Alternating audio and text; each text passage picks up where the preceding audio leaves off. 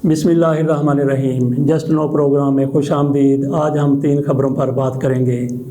एक तो पाकिस्तान की तरफ से अमेरिका को अपना हवाई अड्डा देने से इनकार किया गया है। पाकिस्तान अगर चाहे भी तो अमेरिका को हवाई अड्डा देने की पोजीशन में नहीं है। हमारी दूसरी खबर होगी फिरदौस आशिक अबान और मंदुखाइल के तनाज़ा में। इसमें हम ये कहते हैं कि ये तनाज़ा जिसमें थप्पड़ चला है, ये थप्पड़ जावेद चौधरी को पड़ा है जो इस प्रोग्राम के एंकर थे। तीसरी हमारी खबर होगी शौकत अजीज़ सिद्दीकी साहब के हवाले से। उनका केस एक बार फिर सामने आया है, नवाज शरीफ की तरफ से इस पर ट्वीट किया गया है। इस हवाले से हम बात करेंगे। नवाज शरीफ इस मामले को लेकर बड़ी बड़ी बातें कर रहे हैं। वो कहते हैं कि सारा कुछ गलत हुआ है। इस हवाले से हम ये बात करेंगे कि अगर ये गलत हुआ है तो और भी बहुत कुछ गलत हुआ है। सबसे पहले हम बात करेंगे अमेरिका को पाकिस्तान के हवाई अड्डे देने के हवाले से। अमेरिका की तरफ से पाकिस्तान पर पूरा जोर दिया गया कि पाकिस्तान अफ़गानिस्तान में वहाँ से इनखला के बाद कार्रवाइयों के लिए एक हवाई अड्डा दे दे जहाँ से ज़रूरत पड़ने के मुताबिक अफ़गानिस्तान के अंदर कार्रवाई की जाए। और ये भी कहा गया है कि पाकिस्तान के किसी हवाई अड्डे से अमेरिका चाहता था कि ड्रोन ऑपरेशन किए जाएं, लेकिन पाकिस्तान की तरफ से बड़ी जुर्रतमंदी का मुजाहरा करते हुए अड्डे देने से इनकार कर दिया गया है। इस हवाले से अमेरिका की तरफ से पाकिस्तान से अड्डों के हसूल के लिए CIA के डायरेक्टर विलियम बर्न्स पाकिस्तान आए थे। वो 2 जून को पाकिस्तान आए, उनका दौरा खुफिया रखा गया। उन्होंने अपने पाकिस्तानी हम मनसब से मुलाकात की, आर्मी चीफ से मुलाकात की, दीगर भी ओहदेदारों से वो मिले, लेकिन इमरान खान से उनकी मुलाकात की ख्वाहिश अधूरी रह गई। डॉन ने इस हवाले से एक स्टोरी की है, न्यूयॉर्क टाइम्स का हवाला दिया गया है। न्यूयॉर्क टाइम्स की तरफ से कहा गया है कि विलियम बर्न्स पाकिस्तान में हवाई अड्डों के लिए आए थे। ड्रोन ऑपरेशन के हवाले से उन्होंने पाकिस्तानी हुकाम से बात की थी। डेली डॉन्स ने अपनी रिपोर्ट में ये लिखा है कि वज़ीर आज़म इमरान खान ने विलियम बर्न्स से मुलाकात करने से ये कहते हुए गुरेज किया या इनकार कर दिया कि मैं अगर मुलाकात करूँगा तो अमेरिकी सदर से करूँगा। इसके पीछे वो गुस्सा भी हो सकता है जो इमरान खान को इस वजह से है कि कई माह हो गए हैं अमेरिका में हुकूमत चेंज हुई है। जो बाइडन वहाँ के सदर बने हैं, उन्होंने एक दफ़ा भी इमरान खान से फ़ोन पर बात नहीं की। ये भी इमरान खान को गुस्सा हो सकता है। बहरहाल पाकिस्तान की तरफ से अमेरिका को अड्डे देने से सरीहन इनकार किया गया है। इसकी क्या वजह हो सकती है? मैं ये समझता हूँ कि इमरान खान अगर चाहें भी तो भी अमेरिका को पाकिस्तान का कोई अड्डा देने की पोजीशन में नहीं है। अमेरिका को कोई भी अड्डा पाकिस्तान देने का मुतहम्मल नहीं हो सकता। क्यों नहीं हो सकता? उसकी सबसे बड़ी वजह यह है कि जैसे ही पाकिस्तान से अमेरिका ने हवाई अड्डे की डिमांड की तो तालिबान की तरफ से ये बयान आया कि अगर पाकिस्तान ने अमेरिका को कोई हवाई अड्डा दिया तो ये तारीख़ी गलती होगी। और उनकी तरफ से तालिबान की तरफ से ये भी बयान जारी किया गया कि हम पाकिस्तान से अपील करते हैं कि वो अमेरिका को अपने हवाई अड्डे ना दे। साथ ही उन्होंने ये भी कहा कि अगर ऐसी घिनौनी कार्रवाई की गई, उनको पाकिस्तान में अड्डे दिए गए, तो फिर हम खामोश नहीं बैठेंगे। अफ़गान तालिबान ने अमेरिका को अफ़गानिस्तान से राह फ़रार इख्तियार करने पर मजबूर कर दिया, तो पाकिस्तान की हुकूमत या कोई भी हुकूमत तालिबान को इस तरह से नहीं छेड़ सकती। इन तालिबान को छेड़ना ऐसे ही है जैसे आप भेड़ों के छत्ते में हाथ डाल दें। इन तालिबान ने अमेरिका को भागने पर मजबूर कर दिया। ना सिर्फ अमेरिका को बल्कि 40 और ममालिक भी, नीटो ममालिक अमेरिका के साथ थे। तो ये वो तालिबान हैं जो अफ़गानिस्तान में अमेरिका को टिकने नहीं दे रहे। अफ़गान तालिबान बहुत ज़्यादा ख़तरनाक हैं। कोई भी मुल्क उनके साथ ऐसे ही दुश्मनी पैदा नहीं कर सकता, अदावत उनके साथ नहीं रख सकता। तो यही वजह है कि मैं ये कहता हूँ कि पाकिस्तान कतई तौर पर अमेरिका को अपने अड्डे देने का मुतहम्मल नहीं हो सकता। यहाँ पे हम एक आध मिनट में ये बात भी कर दें कि यही अमेरिका है जिसने तुर्की से अड्डा मांगा था शाम में कार्रवाइयाँ करने के लिए। तुर्की ने इनसे $55 अरब मांगे थे। تو امریکہ نے یہ اڈا حاصل نہیں کیا تھا، تو پاکستان کا امریکہ کی جنگ کی وجہ سے 128 ارب ڈالر کا نقصان ہوا ہے۔ تو پاکستان اگر امریکہ کو اڈے دینا چاہتا ہے تو اتنی بڑی رقم امریکہ سے طلب کرے۔ میں یہ سمجھتا ہوں کہ امریکہ اتنی بڑی رقم دینے کے لیے بھی تیار ہو جائے گا، لیکن بات پھر وہی ہے کہ پاکستان اس شرط کے باوجود بھی امریکہ کو اڈے دینے کا متحمل نہیں ہو سکتا، کیونکہ ہم طالبان کے ساتھ دشمنی پیدا نہیں کر سکتے۔ اب ہم بات کرتے ہیں عبدالقادر مندوخیل اور فردوس عاشق ابان کی۔ ان دونوں کے تنازع میں جو تھپڑ چلا ہے، میں یہ سمجھتا ہوں کہ یہ تھپڑ کسی اور کو نہیں، اس پروگرام کے اینکر جاوید چودھری کے منہ پر پڑا ہے۔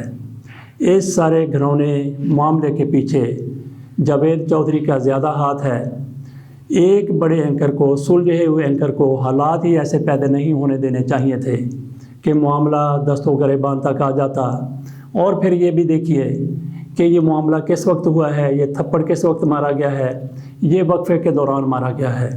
فردوس عاشق ابان کا یہ موقف ہے کہ ان کو عبدالقادر مندوخیل نے گالیاں دیں، ان کے والد کے بارے میں انہوں نے نازیبہ کلمات ادا کیے، تو یہ سارا سلسلہ شروع ہو گیا۔ تو اب جو ویڈیو سامنے آئی ہے، پوری دنیا کا جو ویڈیو دکھائی جا رہی ہے، یہ وقفے کے دوران کی ہے، جس میں جاوید چودھری صاحب صرف ایک موقف سامنے لائے ہیں، جس میں فردوس عاشق ابان کی طرف سے عبدالقادر مندوخیل کو تھپڑ مارا جا رہا ہے۔ تو اس میں قصوروار فردوس عاشق ابان نظر آ رہی ہیں، جبکہ فردوس عاشق ابان کہتی ہیں کہ یہ سارا معاملہ اس وجہ سے ہوا تھا کہ عبدالقادر مندوخیل نے ان کے والد کو گالی دی تھی، نازیبہ کلمات بولے تھے، تو اس وجہ سے فردوس عاشق ابان یہ کہتی ہیں کہ پوری کی پوری ویڈیو چلانی چاہیے تاکہ پتہ چل سکے کہ انہوں نے کیا کہا تھا اور میں نے کیا کیا ہے۔ تو میں یہاں پہ یہ بات کروں گا کہ جاوید چودھری کو اول تو حالات اس طرح سے کنٹرول کرنے چاہیے تھے کہ یہ معاملہ اس حد تک نہ جاتا۔ اگر یہ اس حد تک چلا گیا تھا تو پھر ان کی طرف سے وہ ویڈیو کیوں وائرل کی گئی جو پروگرام کا حصہ نہیں تھی؟ تو اس سے آپ خود سوچ سکتے ہیں کہ جاوید چودھری کی کیا انٹینشن تھی، وہ کیا چاہتے ہیں، وہ فردوس عاشق ابان کو کیا بدنام کرنا چاہتے ہیں۔ اگر انہوں نے ویڈیو ریلیز کی تھی، جاری کی تھی، تو پوری کی جانی چاہیے تھی۔ بہرحال یہ ایک انتہائی افسوسناک واقعہ ہے، اس پر کسی طرف سے بھی خوشی کا اظہار کرنا انتہائی احمقانہ بات ہے، بلکہ سفاکانہ بات ہے۔ اگلی ہم بات کر لیتے ہیں۔ اگلی خبر ہماری ہے میاں نواز شریف کے حوالے سے۔ میاں نواز شریف نے ٹویٹ کیا ہے، شوکت عزیز صدیقی صاحب کا کیس ایک بار پھر سپریم کورٹ میں لگا ہوا ہے۔ انہوں نے ISI کے خلاف ایک تقریب کے دوران پوری تقریر کی تھی۔ یہ راولپنڈی بار کی تقریب تھی، جس میں ISI کے خلاف بہت کچھ انہوں نے زہر اگلنے کی حد تک وہ گئے تھے۔ اس پر ان کے خلاف کارروائی ہوئی، ایک دو دوسرے ریفرنسز بھی تھے۔ تو شوکت عزیز صدیقی کو سپریم جوڈیشل کونسل نے برطرف کر دیا تھا۔ وہ اپیل لے کے سپریم کورٹ میں گئے ہیں۔ وہاں پہ آج پھر وہ تماشا لگا ہوا ہے، کل بھی لگا تھا۔ انہوں نے پھر کہا کہ میرے پاس موجودہ DG ISI فیض حمید اس وقت آئے تھے جب وہ ابھی DG ISI نہیں بنے تھے، میجر جنرل تھے۔ انہوں نے آ کے مجھے کہا تھا کہ آپ کے پاس نواز شریف کی اپیل آنے والی ہے، تو آپ نواز شریف کے حق میں فیصلہ نہ کریں، کیونکہ ہم نے 2-3 سال اس کیس کے اوپر محنت کی ہے۔ تو اس چیز کو لے کے مریم نواز شریف اور نواز شریف کی طرف سے شدید تنقید کی جا رہی ہے اداروں پر، اور کہا جا رہا ہے کہ اس کا نوٹس لینا چاہیے۔ مریم نواز شریف کی طرف سے تو زیادہ ہی آگے جانے کی کوشش کی گئی ہے، وہ ججوں کو کچھ سمجھاتے ہوئے کچھ پڑھاتے ہوئے نظر آ رہی ہیں۔ بہرحال شوکت عزیز صدیقی کی بات سنی جانی چاہیے، بالکل بات سنی جانی چاہیے۔ میں یہ سمجھتا ہوں کہ ISI کی طرف سے اگر یہ سارا کچھ کیا گیا تھا تو اس وقت یہ درست اقدام تھا۔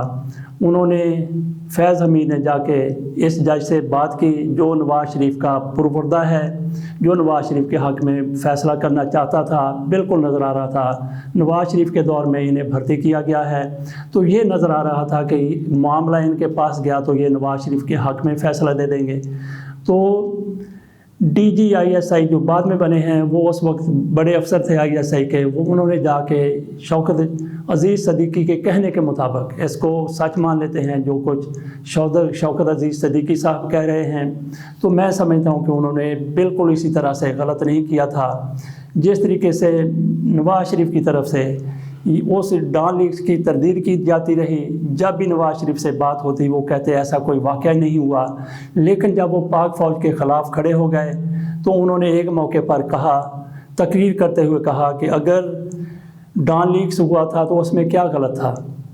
बिल्कुल उसी चीज़ को बुनियाद बनाते हुए हम ये कहते हैं, जब नवाज शरीफ आप ये कह रहे हैं कि अगर डॉन लीग्स हुआ था, डॉन लीग्स में जो कुछ कहा गया था जिसकी बिना पर बड़ा मामला उछला था, तो उसमें क्या गलत था। अगर वो गलत नहीं था नवाज शरीफ के कहने के मुताबिक, नवाज शरीफ के मौक़िफ़ के मुताबिक, तो मैं ये कहता हूँ, बल्कि बहुत से लोग कहते हैं कि शौकत अज़ीज़ सदीकी को समझाने के लिए अगर ISI का कोई अफसर वहाँ पे गया है और उसने जाके उनको बताया है कि भाई हमारी 2-3 महीने की मेहनत, 2-3 साल की मेहनत है, नवाज शरीफ को बरी करके उसको ज़ाया ना करें, तो अगर उन्होंने ये बात की थी तो मैं समझता हूँ कि वो भी गलत नहीं था। तो ये मेहनत कौन सी थी? ये मेहनत वो मेहनत थी जो JIT बनी थी, 9 महकमे उसमें थे, उनमें ISI भी थी और उनमें मिलिट्री इंटेलिजेंस भी थी। मिलिट्री इंटेलिजेंस, ISI और दीगर महकमों ने बड़ी मेहनत करके एक मुलज़म को मुजरम बनाने तक के सबूत फराहम किए थे। उन्होंने इतनी मेहनत की, तो उस मेहनत को अकारत जाता हुआ देखकर अगर उन अदारों की तरफ से कोई कावश की जा रही थी, कोई कोशिश की जा रही थी, तो मैं नहीं समझता कि कोई गलत इक़दाम था। इसके साथ ही हम आज की वीडियो से इजाज़त चाहेंगे। अल्लाह हाफ़िज़।